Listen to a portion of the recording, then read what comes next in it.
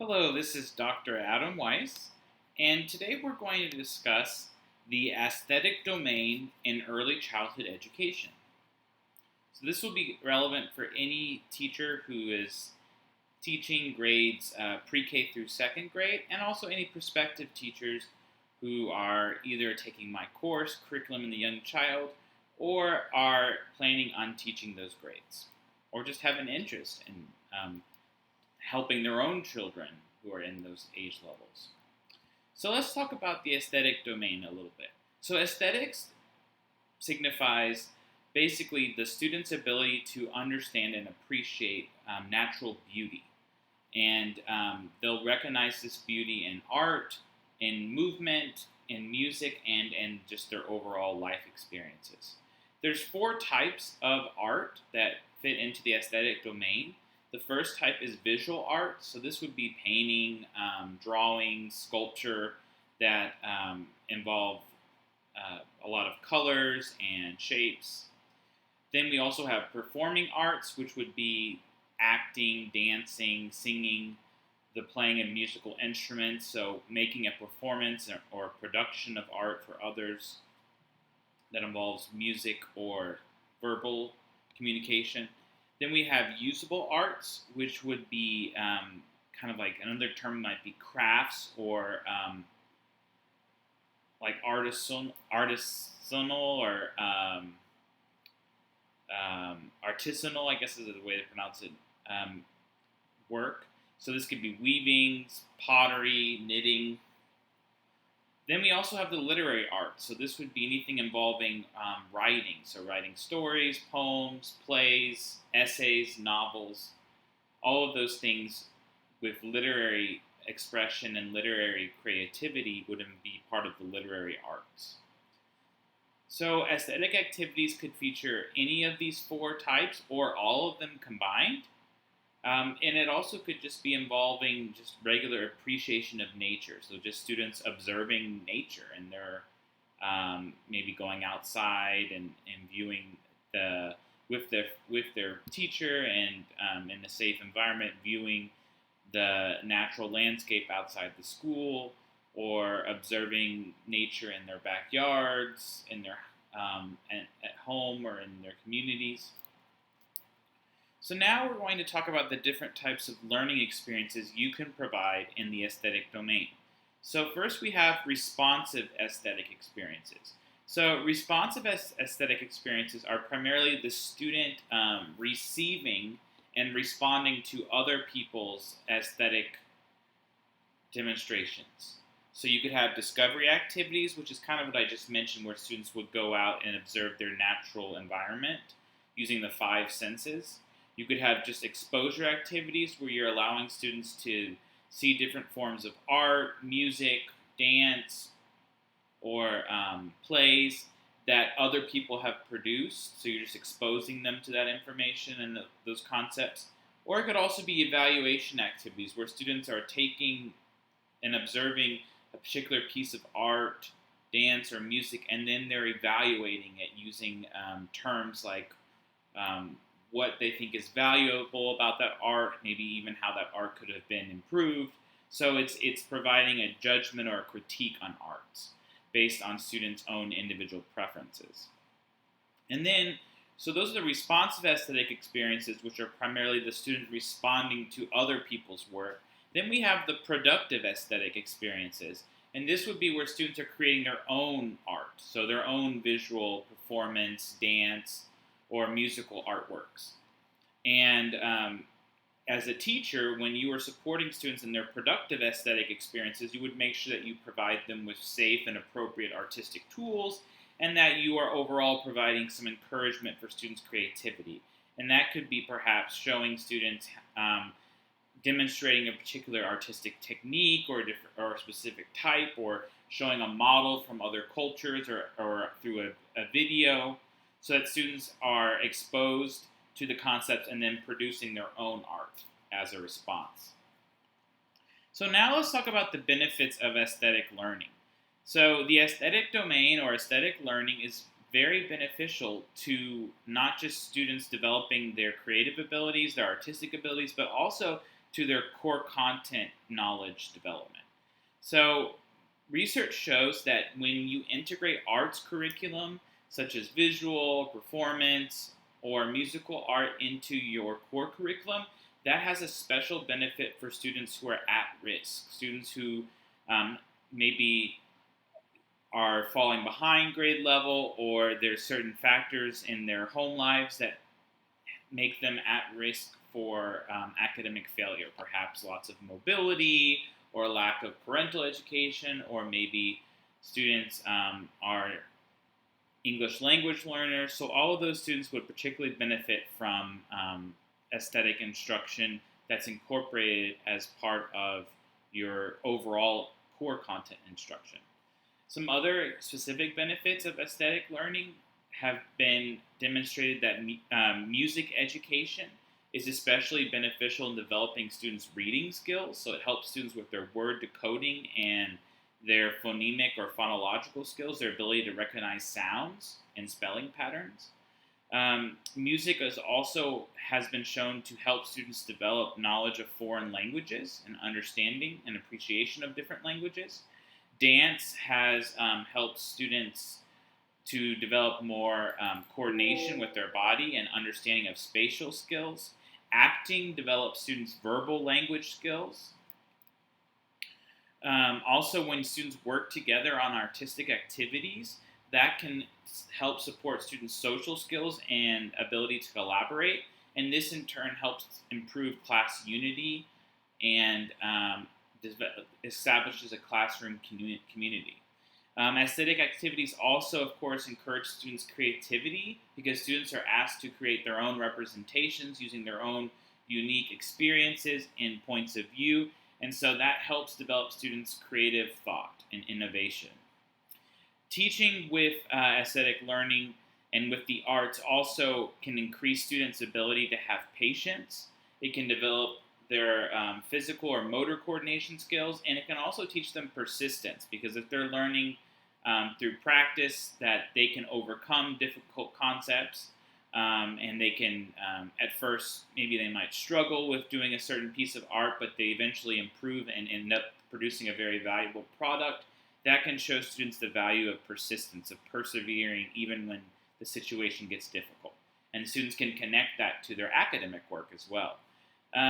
Students also develop artistic and aesthetic learning is very beneficial for students of diverse learning styles. So students who have a kinesthetic learning style will benefit from moving around and from engaging in the physical activity of the arts. Students who have a visual learning style will also benefit from watching and observing and examining different visual arts. Students with a musical learning style will, of course, have an access to that if they're having an opportunity to experience music in the classroom.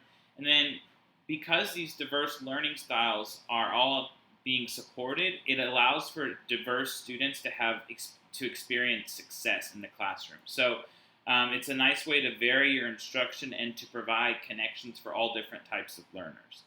Another thing is that aesthetic activities often feature hands-on real-world activities that students will see in their daily lives.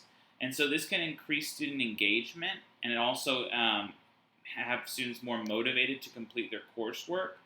And they've shown that incorporating aesthetic activities in the core content areas like reading, math, science, language arts, writing, and social studies can improve students' interest and engagement in their studies.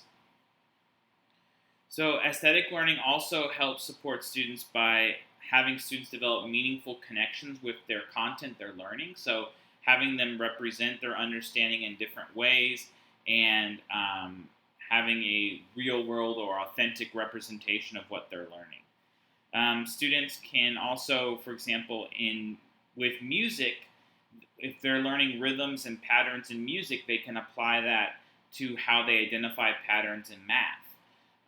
For example, patterns in shape or patterns in solving certain problems.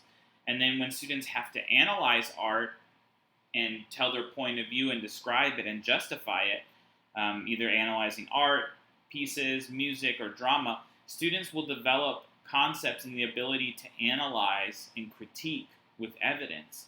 And they can use those skills when they end up having to analyze literature or even events in history and social studies.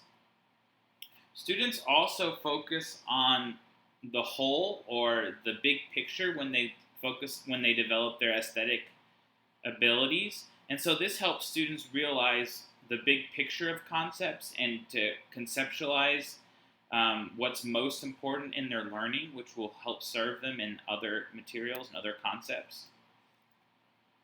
Aesthetic learning encourages critical thinking because students have to recognize relationships and patterns, which would be analysis, one of the critical thinking skills. Students also have to apply what they've learned and apply patterns and relationships to new situations. So that would be application, another critical thinking skill. Students are often asked to evaluate the relative importance or which style is most appropriate in art. And so that helps with their evaluation ability. And then finally, students create their own representations of their art. So that is a further critical thinking skill. Another benefit is that students learn how to recognize symbols in art and in various types of art. And so they can realize that those symbols stand for other ideas or feelings. And that's beneficial because a lot of our core content subjects focus on symbols. So language arts is all based on the symbols of letters to represent sounds and letter patterns. Math, it has a lot of different symbols to represent actions that are mathematical. And you could see applications of symbolic knowledge throughout the core curriculum. Students increase their creativity and their ability to problem solve because they learn how to troubleshoot or improve when they're not directly making their desired product initially. They learn how to improve and to grow as artists, which can help them and teach them the importance of problem-solving skills in other content areas. Students learn about how to group objects, they recognize patterns, they look at relative sizes and relationships between objects, and that can be very beneficial in other core content areas, specifically math and science. Students who are learning artistic vocabulary and vocabulary to evaluate art can apply that art in other content areas, especially in their language arts studies. And so like drama is really beneficial because it develops students' vocabulary and helps practice students' reading fluency. Because if students are reading scripts, they're learning new words from the scripts, a new vocabulary, and they're also becoming more fluent readers, more rapid and accurate readers. Another thing is that providing instruction on diverse forms of art throughout the world can expose students to different cultures, languages, and perspectives, which can help serve them in the globalized world where our world is becoming more and more interactive, where people are traveling more, they're working internationally, they're interacting with people who are working abroad, they're developing cross-cultural relationships and friendships. So this will be really beneficial for students in the 21st century. Another thing is aesthetic learning also supports students' metacognition, which is the ability to basically think and reflect on your own learning and thinking. And so basically, because you as a teacher are asking questions to have students reflect on their art, guided questions about why students chose specific styles or why they had these preferences or what was their thought process. This helps students become more thoughtful and metacognitive learners in general, which they can use throughout their learning. Now we're going to discuss the different stages of aesthetic development. We're going to focus first on visual aesthetic development. So this would be like visual arts, like drawing and painting and sculpture. So from birth to age 3, students begin to start to recognize natural beauty. They start to develop color preferences and an interest and focus on and looking at their outer world and appreciating its different qualities. Then from about age 3 to 5, students really start to make significant strides in their visual artistic development. So children will start to first collect objects or items that they find particularly beautiful or interesting. Then they'll start to engage in actually moving with artistic materials like crayons or markers or paintings. And they're primarily focusing just on the action of moving. And then they also will start to notice that there's resulting marks from moving those materials. Like there's marks on a paper or marks, um, maybe marks in clay or what have you. But students are seeing that there is a result from their movements in art. Then they start to do random scribbling at around the age of 3. They kind of just do random scribbling and just to look at the different marks they make. And then by age 4, though, they start to have controlled scribbling, where they're starting to name their scribbles. Their scribbles are having an intended purpose. They're supposed to represent something, and they're supposed to represent the world around the child. By age 4 to 7, students start to develop specific symbols to represent concepts that they know. So they'll start to develop, for example, a person symbol, or they'll start to develop maybe a symbol for a specific animal, or for for the sun, or for clouds, for example. So they'll start to develop certain symbols to represent objects in nature that students are familiar with. Moreover, students will also start to realize that symbols communicate meaning to others. So they can draw a picture and that can stand for a concept. Like if they draw a heart, that can signify love and compassion for other people. They start to use various different types of media, so they'll go beyond just using maybe crayons, but they'll start using pencils, paints. They can start to develop sculpture techniques. They'll start to understand and actually classify different shapes and represent them in their work. They'll start to connect emotion to particular colors and to particular pieces of art. So they'll realize that art can represent someone's feelings and emotions. By ages 6 to 8, students start to create more complex drawings that have a whole cohesiveness, an entire big picture meaning. They'll also start to focus more on providing less about just showing their marks or scribbling or showing their emotions, but they're wanting to combine all of their both their markings, their emotions, their message in a desirable artistic product for the consumer, for the observer. They'll also start to understand more complex spatial relationships, so to be able to show the ratio and size between different objects based on their real appearance in everyday life. They'll start to also repeat particular symbols that students find that are satisfactory. So they'll start to really develop key symbols that they think stand for, let's say, particular shapes, or for people, or for animals, or for objects, and they're going to use a similar symbol throughout their artwork. So now we're going to talk about students' musical development. So from birth age to 3, children are starting to develop an appreciation, even from like early infancy. They're starting to appreciate sounds and music. They appreciate listening to their parents sing, or to others sing, or to hear music. They'll especially appreciate songs that they've heard repeatedly and that have a pleasant rhythm and melody. They might even start to sing or hum to kind of copy those sounds. They'll start to bang objects together to make noise. By age 3 to 5, children will start to be able to recognize pitch, so which has a high pitch versus a low pitch, and they'll start to pay attention to melodies in more detail. They'll also focus on particular dimensions of music at a time. In fact, they will only be able to focus at one musical dimension at a time. So they'll only be able to focus at one time on rhythm, for example, or pitch, or tempo. It'll be hard for them to combine all of those together. They'll begin to be able to sing entire rhythm patterns, and they'll be able to play very simple instruments like the recorder, or maybe a one or two or three note piano that's abbreviated piano, and they'll be able to play those simple instruments at a steady beat. By ages 5 through 6, they'll be able to determine the sound contrast between like a high-low sound versus a loud, soft sound. So they'll be able to determine sound contrast.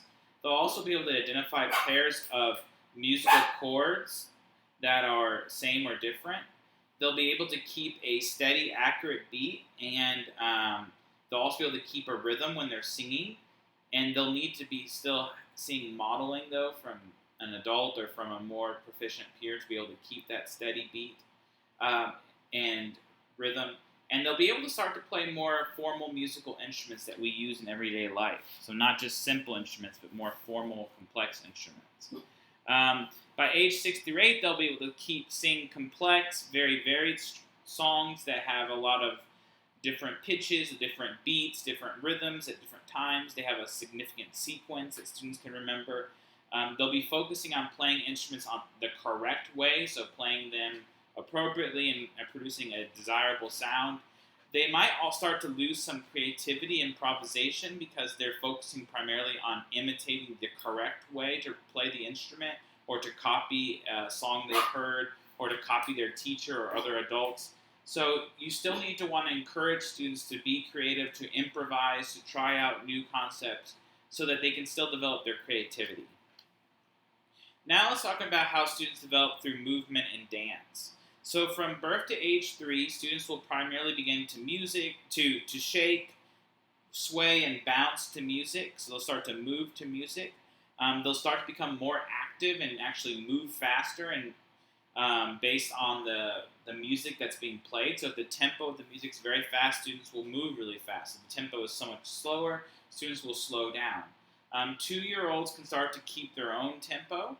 3-year-olds start to appreciate dance activities, and they'll try to imitate the movements of others, although their movements might not always be synchronized with others. And then students can still repeat some common familiar patterns. So they start to be able to repeat a few steps or a few beats, movements to beats that have been repetitive and familiar to students. By age 4 through 6, students begin to clap, stomp, and they can keep a steady beat in their movement. They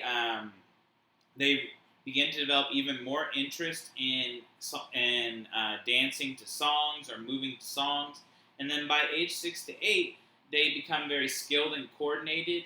They can match their movements to particular pieces of music, and they can be synchronized in beat with the rest of the group.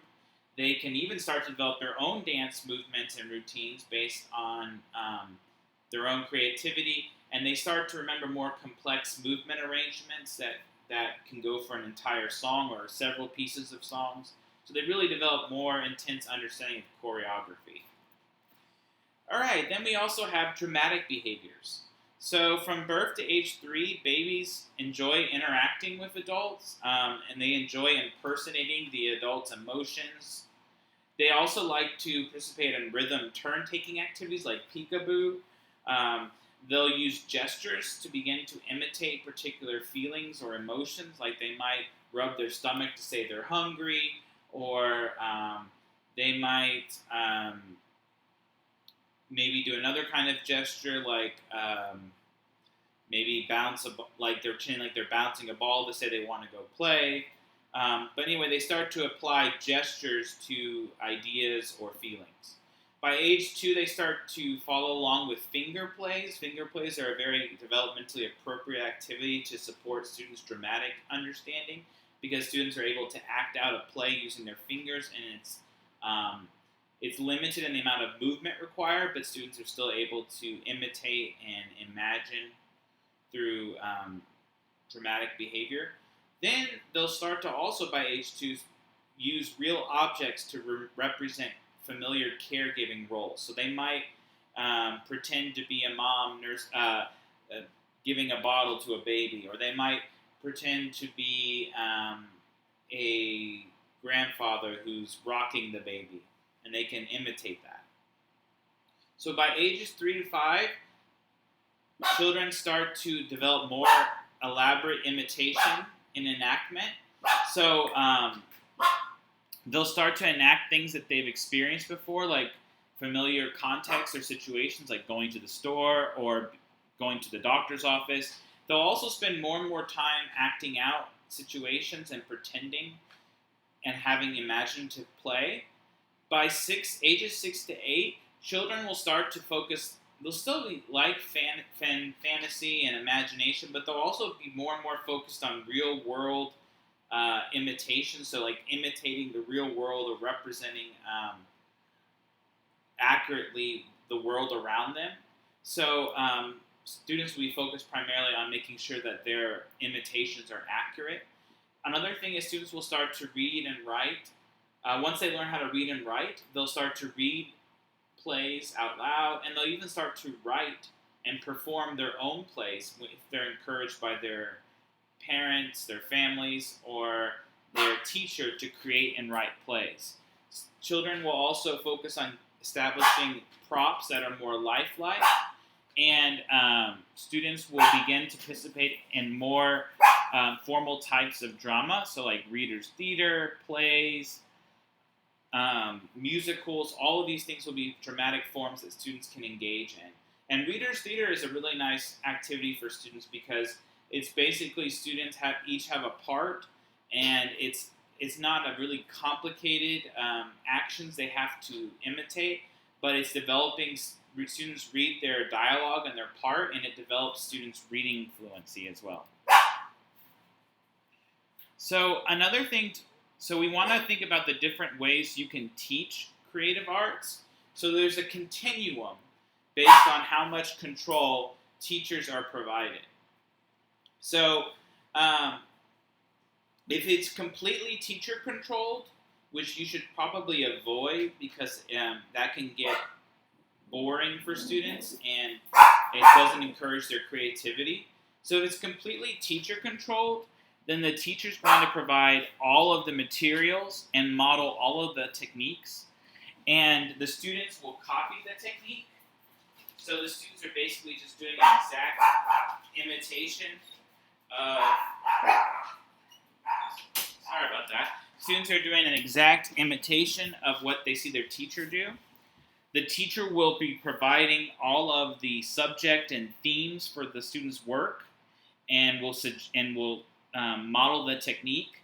And so what will end up happening is when you have a primarily teacher-controlled creative artistic instructional techniques, you will have your students primarily producing a very similar artwork. It will all look the same. And so it'll be less meaningful for students because it's mostly just them imitating and copying the teacher. On the other end of the spectrum, you have completely child-controlled. And if it's completely child-controlled, then basically the teacher would only be providing the materials for students, like having the instruments out or having the different artistic materials like the markers and the pencils and the paper out. And basically the teacher would give students free rein as long as they're using the tools in a safe way. And children would kind of experiment, they would explore, but eventually they get bored because they wouldn't really know how to best use those materials, and they wouldn't really know how to develop a particular purpose for what they're doing. It'd be interesting at first, but it will get boring for them. So the middle ground would be the shared control, where you, the teacher, are providing the materials, you're supporting students, you're modeling the activity, and you're helping students plan or brainstorm some ideas of how they could demonstrate their art, but then students are still left to create their own artistic productions and creations. So they're going to create their own individual work and representations of the world that they see around them. So the teacher will maybe model a few techniques, a few skills, but in the end, the teacher sets students off and encourages students to be individual and original, to have different representations that do not necessarily look like their peers. And the teacher will also emphasize that art can look different or sound different, but it's meaningful regardless to the artist who makes it. And then students learn how to take initiative and to develop more creative thinking skills because they're the ones representing their own feelings and experiences in their art. They're not just copying from what the teacher told them to do. But at the same time, the teacher has kind of given them guided questions or ideas, and students have brainstormed together what could be the purpose of their art, so they actually have a more guided function, a guided goal to what they're trying to achieve. So now we're going to end with discussing some best teaching practices when incorporating arts in the early childhood curriculum. So first of all, as a teacher, you need to demonstrate your own enthusiasm for art. So you need to talk to and share with students in your classroom about who are your favorite artists. Maybe show them pictures of that art. Maybe play some school-appropriate music that is one of your favorite music genres or preferences. You might also just have students when you're outside in the park or during recess. You might just point out things. Oh, wow, isn't that so beautiful? Or isn't that interesting, that animal? Or just so students start to recognize natural beauty. And your enthusiasm and your interest in art will help spur on an interest and enthusiasm in art for your students. Another thing is you want to make sure you provide an aesthetics-friendly classroom. So you want to hang artwork. You want to play music like I mentioned before, encourage some dance or movement activities, encourage dramatic activities like having readers' theaters or having students act out plays or act out stories. You might even want to play some instruments occasionally if you know how to play an instrument. You should develop a creative arts center that students can go to during center's activities. And during this creative arts center, you could have artistic materials like pencils, markers, paper, colors, paint, musical instruments, or even opportunities for students to listen to songs or to watch plays. Teachers should also provide opportunities for students to sing simple songs that have a basic rhythm and have basic repetitive lyrics. And that way, especially when students start to learn how to read, if teachers provide those lyrics written out to students, that will also help students' reading fluency. Teachers should provide some open-ended activities where students can be creative in how they want to demonstrate their movement. So you might even have students during an activity say, okay, how about let's imitate some animals that we've seen in nature. So let's move like a frog, or let's move like a bird, or let's move in this way. So that kind of helps students be creative and think of their own understanding of how the natural world moves. You can also help students create props, and that can be useful for any dance activities or drama reenactments you have. You can encourage students to engage in drama by having activities like a storytelling center, having a reader's theater activity center, or even having students create their own plays or act out plays. You could encourage students' creative efforts and artistic products by providing students with genuine, meaningful praise. You don't want to overdo it because then students will think it's not genuine. But you can also just show interest and a recognition of students' artistic contributions by just recognizing what they've created and providing observational, non-judgmental statements. So, like, I see that you made this shape bigger than this shape, and I see you use this color to represent this. And so then you can also ask questions for students to have students reflect on their art and to explain their art to you. And that shows that you care about their work and you have an interest in what they did, and which encourages their artistic creativity and for them to continue to try out art.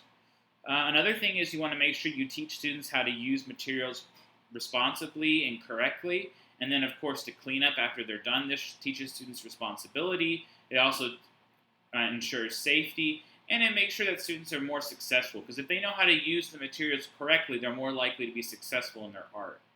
Another thing is you should encourage daily musical experiences. And we kind of mentioned that already. But you could introduce a new instrument. You could play a song every day, a new song. You could have students sing songs as a class. You should also motivate students artistically. So you could have discussions on particular pieces of art or music pieces or sculptures. You could even suggest certain role play or drama activities that students could conduct. You should showcase students' completed work for all to see to show that you are encouraging art. And then you should encourage students' creativity overall. So have more open-ended, more student-directed, original activities where students can create their own representations of their learning. You also want to make sure students realize that nature is a great inspiration for their art, so you can always connect natural landscapes or natural observations to specific works of creative art. You can connect art into the core curriculum, so provide maybe a creative project or a creative element or an illustration or a dramatic play or a song that relates to core content in math, science, social studies, and language arts. You could provide creative materials and just make sure that they're safe and that there's enough for everyone to engage in the activity. You can demonstrate specific artistic techniques to children so that they can be more successful when they start to create their own artistic products. You can represent music, art, drama, and dance from various cultures, which can expand students' understanding of artistic representation and also teach students about other parts of the world, other groups, other cultures, other languages, and other beliefs. And you should do this with authentic representations that are accurately representing that culture. So you should maybe do this by providing videos or recordings or guest presenters who actually come from that culture. Another thing is you could emphasize the visual art, like the illustrations in children's books, and you can find children's books that have very elaborate and detailed illustrations, so you can connect students' artistic imagination, creativity, and interest to what they're reading. You should encourage students to reflect on art, to discuss it, to analyze how that piece of art relates to other pieces of art, and to make a judgment or critique on the value of that art, or even to interpret what was the artist's theme or motivation. And the way you can do this is to pose guided questions to students, like, what do you think the artist was trying to say? Or why would this art, how does this piece of art relate to this piece of art that we've seen before? Or, and you can even do this by providing sentence stems to help guide students' discussion. So, for example, you might provide a sentence stem that says, the artist is trying to say blank because blank, or I prefer blank because, or I think the artist did a good job of blank, or I appreciated this part, or this art made me feel blank. So all those are sentence stems that model reflection and encourage positive critical thinking and discourse among students.